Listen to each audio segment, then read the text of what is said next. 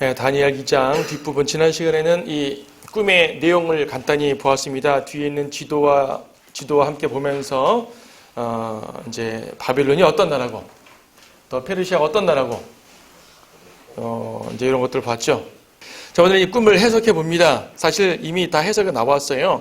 36절부터 봅니다. 그 꿈이 이러하며 우리가 그 해석을 왕 앞에 설명하리이다.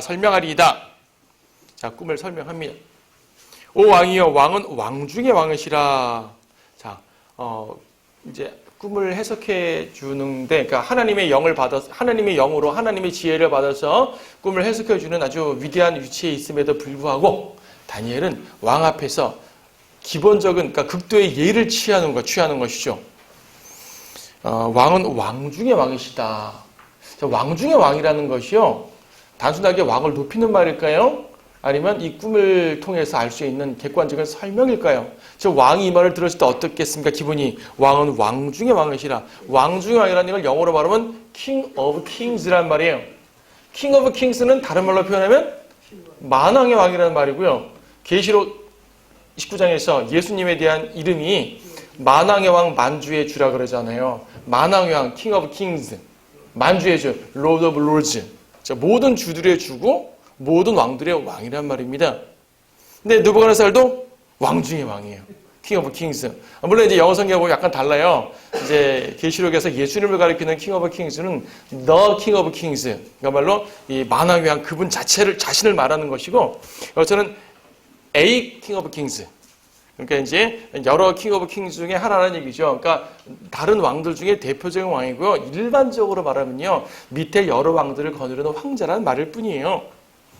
하지만 결과적으로 이 느부갓네살 왕이 원래 지난 시간에 간단히 설명드렸죠. 바빌론이라는 나라는 원래 이제 소국으로, 메소포타미아에 있는 소국으로 존재하다가 제국이 됐다는 얘기죠. 그러므로 다른 왕들을 전부 다 누르고 제 앞에서 큰 제국이 된 거예요. 당신이 바로 그 왕입니다. 그렇죠? 느부갓네살이 이 바빌론 제국을 창업한 거 아니라 그랬어요. 그 아버지 나보폴라살이라는 사람이 창업을 했어요. 그 사람은 20년 정도 다스리다 죽었는데 그 20년이 제국이 아니에요, 사실은. 그러니까 바빌론 제국을 창설을 했지만 아직 앞에 아시리아가 남아있었어요. 아시리아가 남아있는 상태에서 바빌론이 이제 발언을 한 거예요. 그리고 아시리아를 멸망하고 바빌론을 우뚝 쓴 것은 한 3, 4년밖에 안 돼요. 그러니까 바빌론 제국이 생긴 것은 느부갓네살 앞에 20년 정도 앞서게 됐지만 실제로 아시리아를 물리치고 이 전체 메소포타미아의 패권을 쥔 바빌론이 된 것은 느부갓네살보다 3, 4년 정도밖에 앞에 아니라는 얘기죠. 그러니까 실질적으로 느부갓네살부터가 진짜 바빌론이라는 얘기예요. 바빌론 제국. 그러니까 이 왕에게 당신은 왕 중의 왕이십니다. 얼마나 멋진 말이에요. 기분 좋죠? 그래, 내가 왕 중의 왕이지. 그래, 계속해보거라. 뭐 이런 상황이죠. 하늘의 하나님께서 왕께 왕국과 권세와 능력과 영광을 주셨나이다. 우리 오전에 거기 로마서에 본 것처럼 모든 권세는 하나님께서 정하신다 말씀하셨는데, 일반적인 세상 왕들이야 허락하시면 뜻가운 데서 정하셨다 하더라도 이 경우는 하늘의 하나님이 직접 당신에게 왕국을 주셨다 그 말이에요. 그러니까 이제 느부갓네살을 볼 때 그래 내가 왕 중에 왕이고 신의 권세로 받은 왕국이니까 내 권세는 대단해. 그렇지. 오케이, 좋아, 계속해. 뭐 이런 상황이란 얘기야 지금. 기분 좋은 상황이죠. 38절, 또 사람의 자손들과 들의 짐승들과 하늘의 새들이 살고 있는 모든 곳들을 하나님께서 왕의 손에 주셔서 왕으로 그들 모두를 다스리는 자가 되게 하신다니. 자, 그러니까 인간들만 다스리는 것이 아니라 자연 만물까지 당신의 통제 아래에 있습니다. 솔직히 자연 만물을 어떻게 왕의 통제 아래에 있어요? 근데 그렇다는 얘기예요. 그러니까 왕은 이 자기 제국에 있는 모든 짐승들까지도 좌지우지할 수 있는 권세라는 얘기죠. 얼마나 대단한 권세입니까? 그래서 왕은 곧 이 금머리니이다. 그러니까 이제 형상에 나왔잖아요. 머리는 금이고 가슴과 양팔은 은이고 배와 넙추다리는 노시고 두 다리는 철이고 발가발가락은 철 플러스 진흙. 그러니까 딱 보니까 뭐가 제일 위대해요?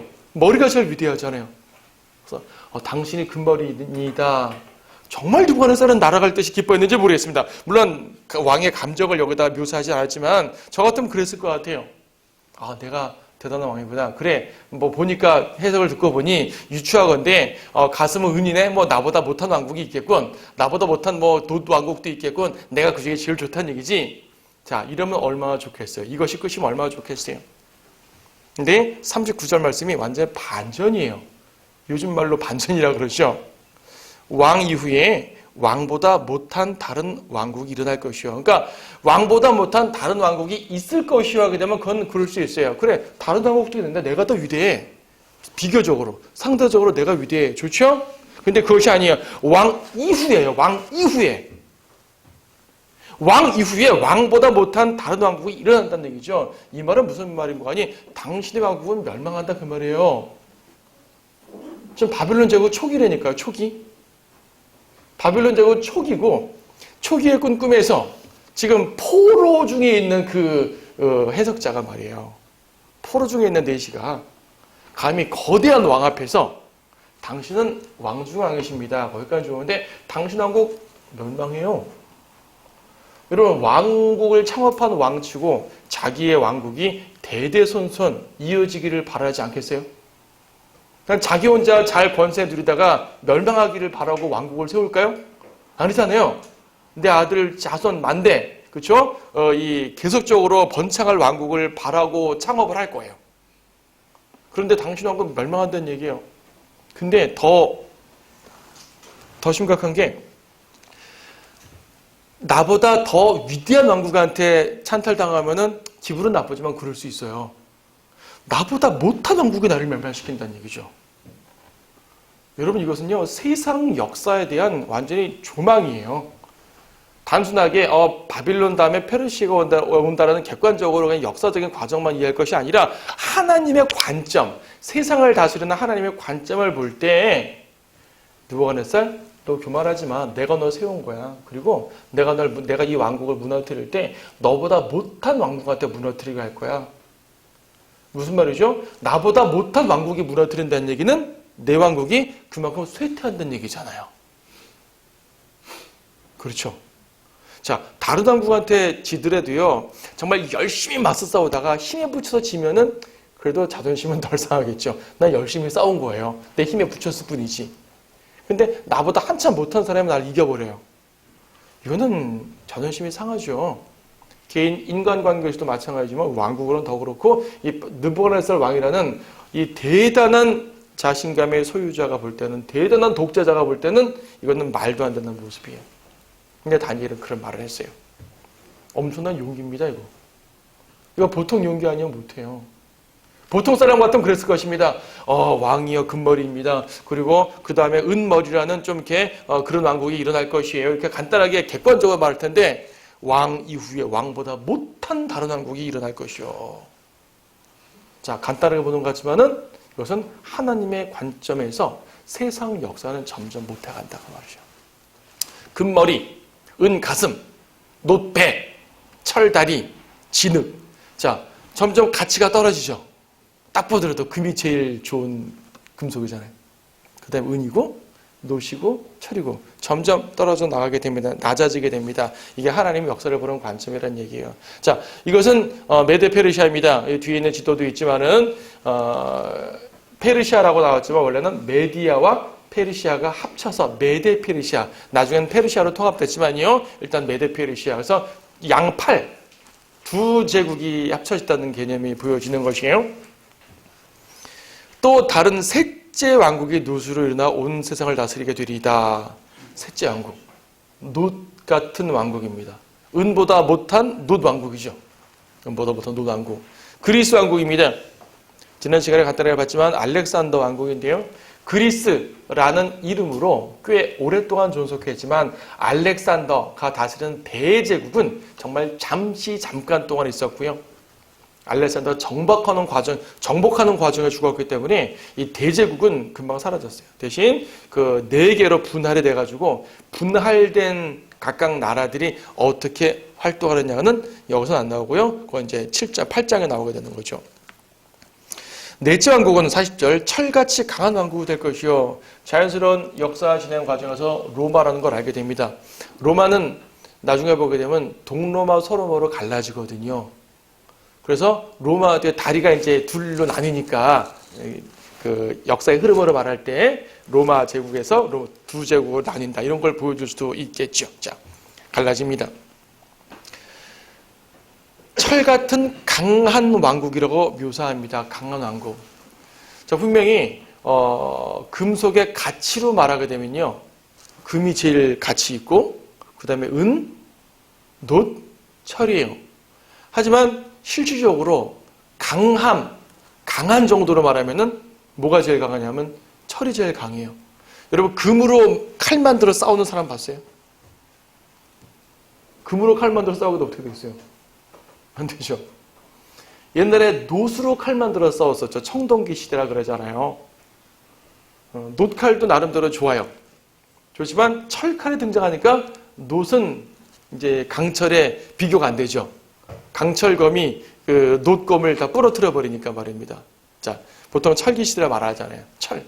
강력한 왕국. 그러니까 이 금속의 가치로 말할 때는 세상 역사가 점점점 하락하는 건 맞지만 외형적으로 보게 되면 점점 강해져 보여요.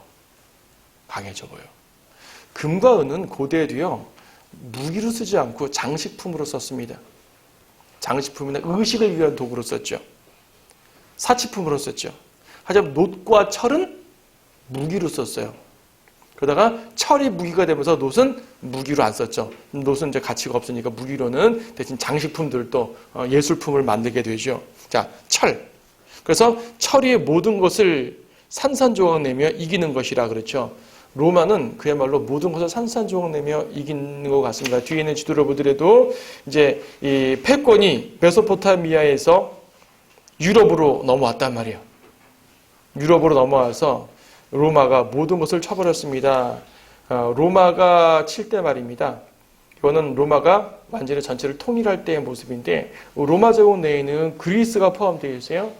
원래 그리스는 알렉산더의 그리스가 여기 마케도니아에서 발원했는데 이 그리스의 그 본거지를 쳐부쉈고 이집트를 차지했습니다. 이집트. 그러니까 고대 로마에는 이집트가 포함돼요. 오늘날 예언 연구가들이 10발가락의 위치를 유럽에 한정을 시키는데 유럽에 한정을 시키는 이유가 이제 고대 로마의 부활이라고 말하거든요. 고대 로마가 부활해서 열 왕국이 된다. 이것이 오늘날 옛날에 EC, 오늘날 EU, 유럽연합으로 말한단 말이죠. 유럽연합에는 이집트가 포함되어 있지 않습니다. 로마의 부활이라면 이집트가 포함되어야 되고 북아프리카가 포함되어야 돼요. 그런데 오늘날 EU는 유럽에만 한정되어 있잖아요. 뭔가 좀 다르죠? 그리고 영국이 로마 제국에 포함되어 있었습니다. 여기 지도에는 영국, 프랑스, 스페인, 당시 지명은 아니죠. 당시엔 영국이라 불리지 않았고요. 그러니까 여러분의 이해를 편하게 하기 위해서 이렇게 써둔 것뿐입니다. 당시엔 프랑스라고 당연히 불리지 않았죠. 고을 지방이라 그랬고요. 네. 스페인도 스페인이라 불리지 않았죠. 어쨌든, 근데 오늘날 있는 그 지역 말입니다. 서로마 제국은 서유럽은 당연히 로마 제국의 영토이지만 동유럽까지 모두가 로마 제국의 영토였고요. 영국 지방의 반 이상을 그러니까 영국의 일부분은 스코틀랜드예요. 사실 영국이 아니에요. 스코틀랜드고 잉글랜드 지역을 다 차지해 버렸어요. 근데 지금 영국이 브렉시트라 그래가지고 그 EU를 탈퇴한다 만나 막 그러잖아요. 탈퇴하기로 하니까 탈퇴하지 말자 그러고 이것이 이제 EU에 영국이 끼치는 어떤 커다란 영향이 될지도 모르겠어요. 그래서 이제 10개의 왕국이 무엇인가에 대해서 사람들이 많은 관심을 갖는 이유 중에 하나죠. 자, 철은 그런 존재입니다. 41절 보니까 그 일부는 토기장이의 진흙이며 일부는 철인 발가락을 왕께서 보셨으니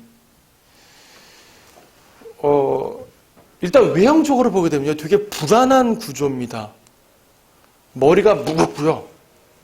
몸통은 무거운데 받치는 것은 진흙이 받쳐요. 철과 진흙이 섞여서 받친단 말이죠. 좀 불안해 보이긴 합니다. 세상 역사는 이처럼 불안해집니다.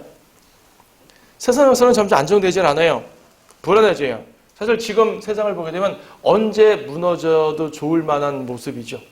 언제 멸망해도 좋을 만한 그런 모습입니다. 주님이 언제 오셔도 전혀 이상하지 않을 만큼 세상의 종말이 다가왔다는 사실이죠. 지금 진흙, 철과 다리, 진흙과 철로 구성된 이 발과 발가락. 자, 근데 여기서 약간의 문제가 생깁니다. 이 철 다리 로마까지는 고대 제국으로 딱 설정이 돼요. 누가 봐도 이거는 무천년주의가 봐도 전천년주의가 봐도 여기까지는 모든 해석이 동일해요. 철 다리는 로마다. 이거는 누가 봐도 동일합니다. 근데 열 발가락에 대해서 약간 이제 문제가 벌어지는 것이죠. 한편으로 보게 되면 발가락을 약간 다르게 묘사를 했지만 결국 발가락은 다리에 붙어 있는 거잖아요. 그래서 같은 다리로 인식을 하는 거죠. 다리로 인식하는 가운데 뭔가 끝에 살짝만 좀 특별할 뿐이지 결국은 다리 아니냐. 결국 로마 아니냐고, 로마. 결국은 로마라는 얘기예요, 로마. 로마 시대 때 거대한 돌이 와서 쳐부순다는 얘기죠. 이 돌이 무엇이냐? 이 돌은 예수 그리스도의 왕국입니다. 여기 보게 되면 45절에서 왕께서 사람의 손을 대지 않고 산에서 떨어져 나간 돌이라고 말하죠. 네. 그리고 34절도 왕께서 보셨는데 손으로 다듬지 아니한 돌이 철과 진흙으로 된 그 형상의 발을 쳐서 머리를 치지 않습니다. 바벨론을 치지 않습니다. 페르시아를 치지 않습니다. 그릿을 치지 않습니다. 발가락을 칩니다. 발가락을 칩니다. 마지막 때 모습을 칩니다. 이 돌이 무엇이냐? 예수 그리스도의 왕국이에요. 이 돌이 예수 그리스도라는 사실도 아무도 부정하지 않아요. 무천년주의자들도 돌은 예수님이 맞다. 전천년주의자들도 돌은 예수님이 맞다. 여기까지도 동일해요. 그럼 뭐가 차이죠? 똑같네요. 자, 이 돌. 여러분 거기 마태복음 21장 44절 말씀 한번 보십시오. 마태복음 21장 44절 말씀 보시게 되면 반석이신 예수님, 돌. 자, 돌이라고도 말하고 반석이라고도 말하는데 뭐 결과적으로 같은 거니까. 44절 보게 되면 또 누구든지 이 돌 위에 떨어지는 사람은 부서질 것이요. 이 돌 위 누구에게든지 떨어지면 그 사람을 가루로 만들 것이라. 이 돌은 예수님입니다.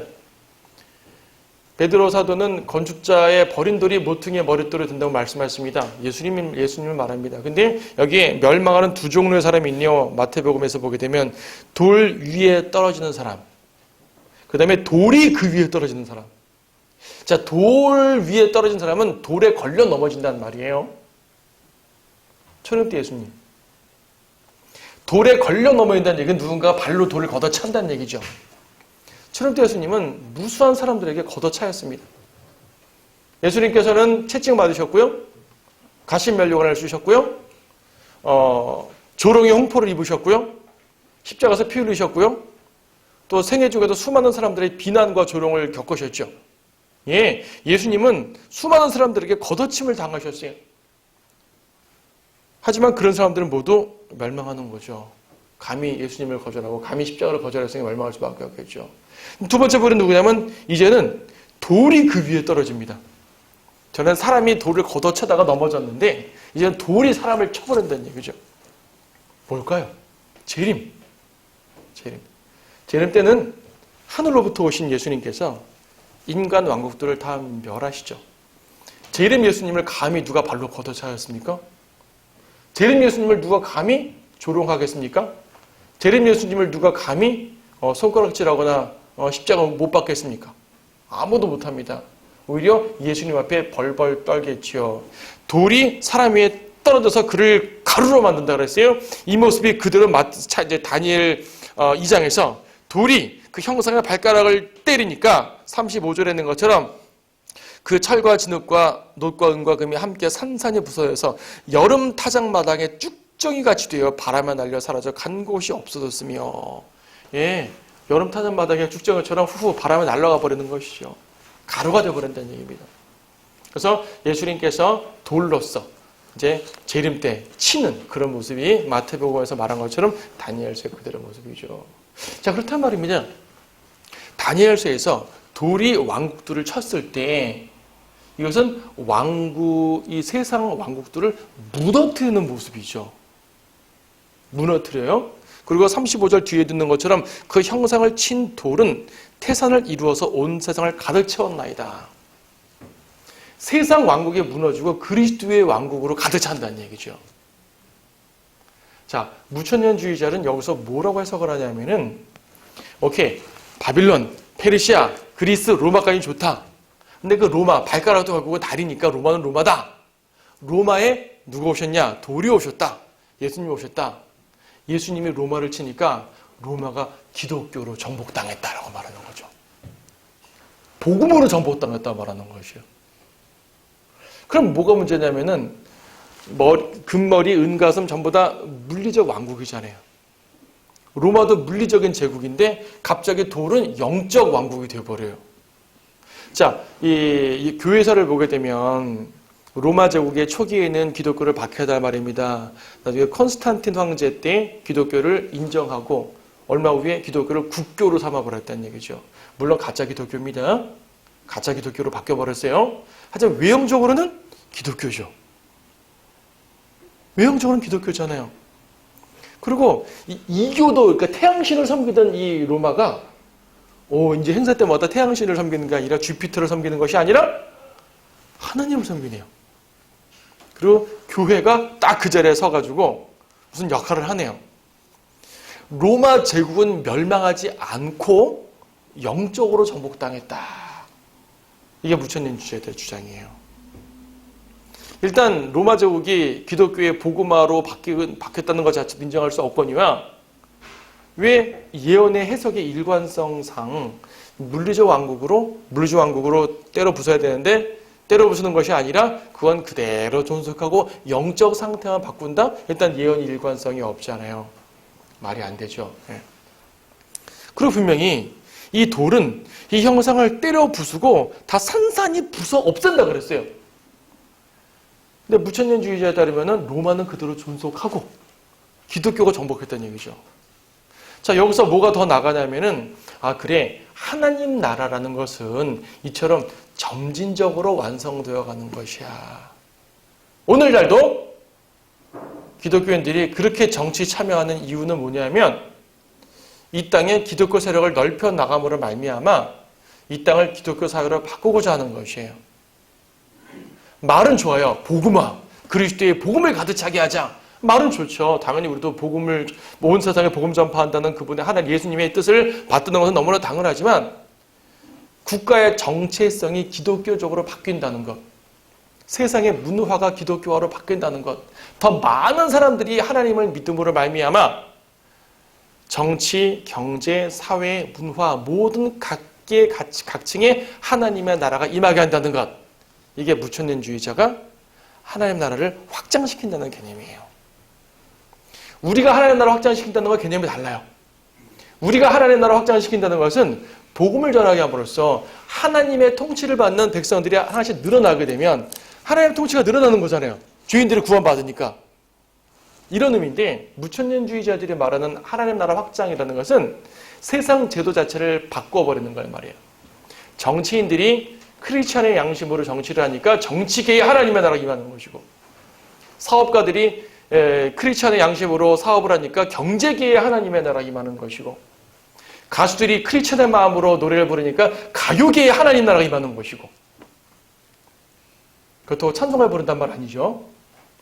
기독교 이제 신앙을 가진 가수들이 그냥 세상 노래를 불러도 그래도 양심적으로 이제 건전하게 하니까 하나님 나라가 임하는 것이에요. 뭐 나쁜 짓 하는 가수보다는 좀 착한 일 하는 가수가 좋지 않겠어요? 그런 걸 말한다는 얘기죠. 점진적 확장. 무천년주의자들은 바로 여기서 무너지는 것이에요. 오늘날 정치에 참여하는 목사들은 무천년주의적 배경을 갖고 있어요. 근데 전천년주의 침례교도 목사들이 정치에 필요상으로 개입하는 것은 스스로의 정체성을 파괴해버리는 것이에요. 여기는 예수 그리스도께서 세상을 무너뜨린다 그랬죠. 세상을 하나씩 세상의 제도를 잠식하거나 말씀하지 않았습니다. 자, 그러면 사람들이 보는 거죠. 아니, 초림 때 로마 멸망하지 않았지 않냐? 로마가 멸망하지 않은 건 팩트 아니냐? 그리고 기독교가 전파된 건 팩트 아니냐? 라고 말하죠. 그러면 돌왕국도 예수님이 영적 왕국으로 보는 게 맞지 않냐? 교회사 동안 보면 교회가 계속 확장돼 나가지 않았냐? 그것이 아닙니다. 이것은 주님께서 이 형상을 때려 부수는 것은 재림 때 벌어질 일이죠. 그래서 10발가락이 중요한 거예요. 10발가락이. 10발가락과 다리는 예언적으로 구분이 됩니다. 왜 억지로 구분시키십니까? 그게 그거 아닙니까? 하지만 실제 역사에서 10발가락과 연관된 건 로마 시대에 등장하지 않았어요. 로마 시대가 철왕국이라는 것은 누구나 동의하지만 로마 시대 말기에 10발가락에 해당되는 어떠한 요소가 있었는지는 아무도 설명 못합니다. 그런 요소 자체가 없었어요. 다시 말해 하나님께서 예언을 뒤로 쭉 밀고 나가신 것이에요. 예언을 밀고 나가신 거죠. 제가 지난번도 설명드렸지만 초림 때 예수님께서 십자가 죽으시고 많은 유대인들이 예수님을 회개하고 예수님을 영접했다면 바로 그때 재림으로 임하실 수도 있어요. 승천하신 예수님이 바로 내려오시면 되잖아요. 재림 되는 거 아니에요. 근데 유대인들이 거절했단 말입니다. 하나님께서는 재림을 연기시키셨어요. 연기시킴으로써 교회라는 이 기구가 2000년 동안 존재하게 된 거죠. 여러분, 교회라는 것은요, 하나님의 마음속에 계획되어 있었지만 2000년 동안 존재한다는 예언은 구약에 없었어요. 교회는 꼭 2000년 동안 있지 않아도 돼요. 초림 이후에 곧바로 이제 짧은 시간만 교회가 되고 주님이 재림하셔가지고 왕국이 이루어져도 그래도 구약 예언은 무너지지 않아요. 정상적으로 돼요. 근데 결과적으로 이런 2000년 동안 늘어나게 된 것이. 그래서 이 발가락도 로마적 요소가 있긴 하지만 고대 로마하고는 분리된 특별한 왕국임을 알 수가 있어요. 특별한 왕국. 이 특별한 왕국이 얼마나 특별한지 여기 보게 되면 일단 철과 진흙이 섞인다 그럽니다. 그리고 10발가락이에요. 여러분 계시록 17장 3절 말씀 잠깐 보십시오. 계시록 17장 3절 말씀. 다니엘은 계시록과 여러 가지 연결되어 있습니다. 계시록 17장 3절 말씀 보게 되면 대환란 때 얘기입니다. 그가 나를 영 안에서 광야로 이끌어가 아니라 또 내가 보니 한 여자가 주홍빛 짐승 위에 앉아 있는데 그 짐승은 하나님을 모독하는 이름들로 가득하고 7머리와 10뿔을 가졌더라. 이 여인은 로마 카톨릭으로 대표하는 그 창녀 교회를 말하는 것이고요. 이 짐승은 적그리스도 및 적그리스도 왕국을 말하는 것인데 거기에 10뿔이죠. 뿔이 10개죠. 이것은 뿔을 10개로 말하죠. 계시록 13장 1절에서도 내가 바닷가 모래 위에 서서 보니 한 짐승이 바다에서 올라오는데 7머리에 10뿔을 가졌더라. 10뿔들에는 10개의 왕관이 있고 그 머리들에는 하나님을 모독하는 이름이 있더라. 자, 10뿔. 10개의 뿔이 있습니다. 계시록에서는 뿔로 제시되고 다니엘에서는 발가락으로 제시가 되지만 열은 열이에요. 열은 이방인을 말합니다. 상징적으로. 항상 숫자적으로도 성경 숫자 보게 되면 10은 이방인을 연관할 때가 되게 많아요. 이방인의 조상이었던 노아는 아담의 10대 손이기도 하고 창세기 10장에서 이방의 이제 민족이 쫙 시작하는 게 나오고요. 사도행전 10장에서는 이제 이방인에게 복음이 전파되는 그 시초가 등장을 하고요. 등등등 더 많은 게 있습니다. 자, 이방인 나라들. 이방 왕국들의 어떤 절정적인 모습을 보여줍니다.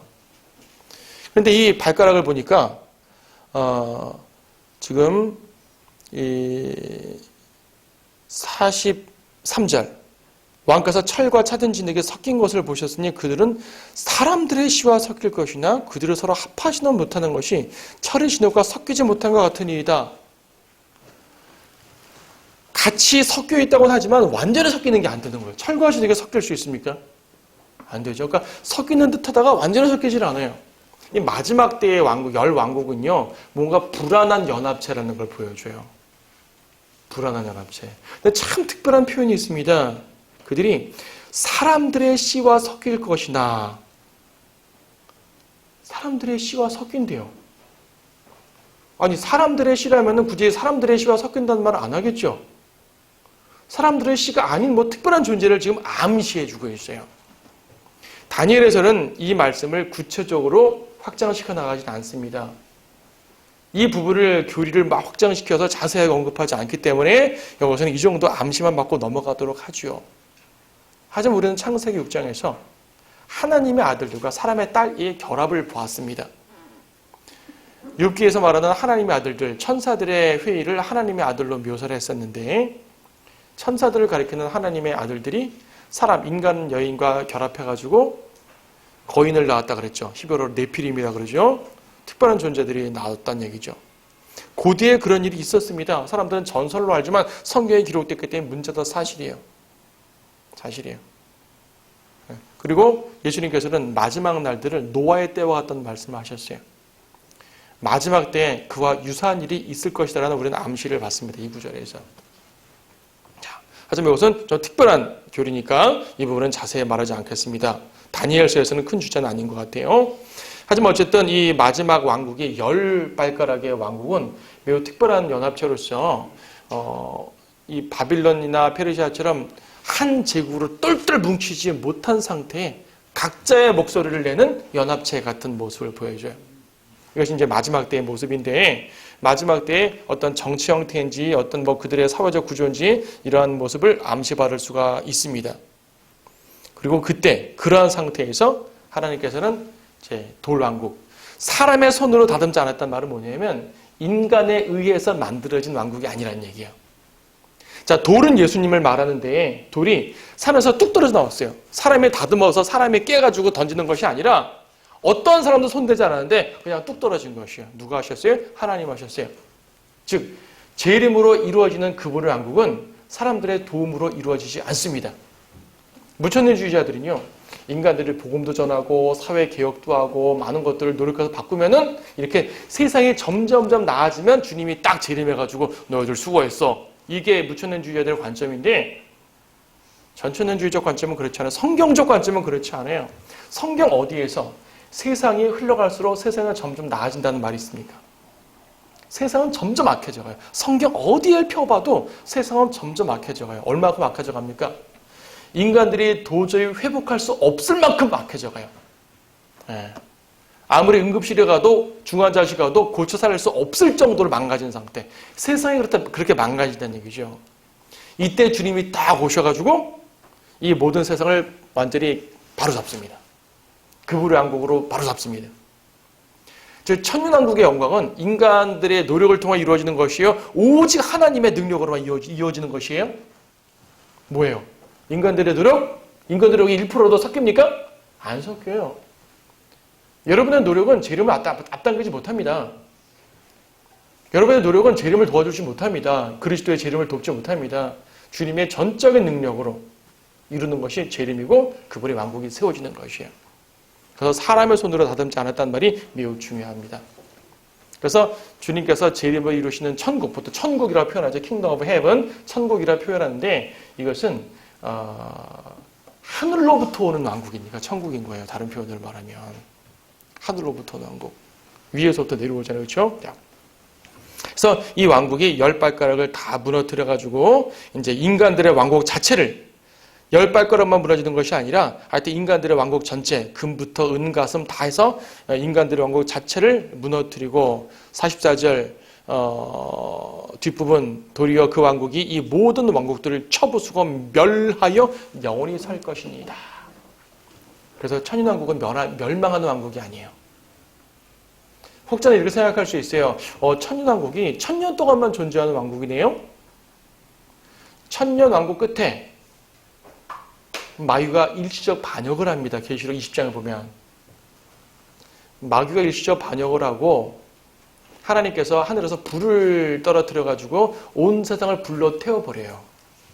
온 우주를. 그리고 새롭게 새 하늘과 새 땅을 창조하시고 새 예루살렘을 내려보내시는 완전히 새로운 우주를 만드시거든요. 이걸 오해해가지고 그러면 천년왕국은 1000년 후에 멸망하는 거구나. 그게 아니고요. 1000년 왕국이 멸망하는 것이 아니라 1000년 왕국, 그 1000년이라는 기간이 끝나면 주님이 우주를 한번 바꾸시는 것 뿐이에요. 물리적인 우주 상태를 바꾸시는 거지 예수 그리스도의 통치는 1000년 왕국으로 시작돼서 결코 멸망하지 않게 흘러가요. 나오잖아요. 결코 멸망하지 않는 왕국이라고 그러잖아요. 이들 왕들의 때에 하늘의 하나님께서 결코 멸망하지 않는 한 왕국을 세우신다. 한 왕국이에요. 지금은 영적 왕국인 하나님의 나라, 물리적 왕국이 천국 이것이 막 이제 성경에 막 예언이 이렇게 다양하게 있는데 천년 왕국 때는요 주님이 가져오시는 왕국이 하나님의 나라이기도 하고 천국이기도 해요. 영적 왕국임과 동시에 물리적 왕국이기도 해요. 한 왕국. 그분의 왕국은 멸망하지 않아요. 어찌 보게 되면 천년 왕국부터 영원 시대가 시작되는 것과 마찬가지예요. 영원 시대가 시작되는데 그 영원 시대의 맨 앞에 천년 기간을 특별하게 주님께서 설정하셔가지고 이 땅에서 천년 왕국이라는 이제 그 역사를 이루시는 것이죠. 네. 역사의 절정이에요. 그래서요 예언을 연구하는 전천년주의 신학자들은 천년 왕국을 역사의 절정이라고 말합니다. 성경에 예언되어 있는 모든 예언들이 다 이루어지는 게 천년왕국이에요. 인간들이 바라고 소망하는 모든 의로운 상태, 평화로운 상태, 건강한 상태, 이런 모든 상태가 완벽하게 성취되는 게 천년왕국이에요. 누가 이루신다고요? 사람의 손으로 다듬지 않고 산에서 떨어져 나온 그 돌, 예수 그리스도. 그래서 예수 그리스도의 왕국이 이어지는 것입니다. 10발가락. 그래서 이제 10발가락이 보통 10개의 왕국이라고 하니까 로마 제국에서 나오니까 부활한 로마라는 표현도 쓰죠. 여러분 부활한 로마라는 표현 쓰지 마세요. 로마 부활하는 게 아닙니다. 하여튼 간에 로마의 연장이라고 해가지고 로마 영토에 포함되는 EU 10개국이라 말하는데 여러분 EU는 절대 10개국이 아니에요. 지금 10개국이 아니에요.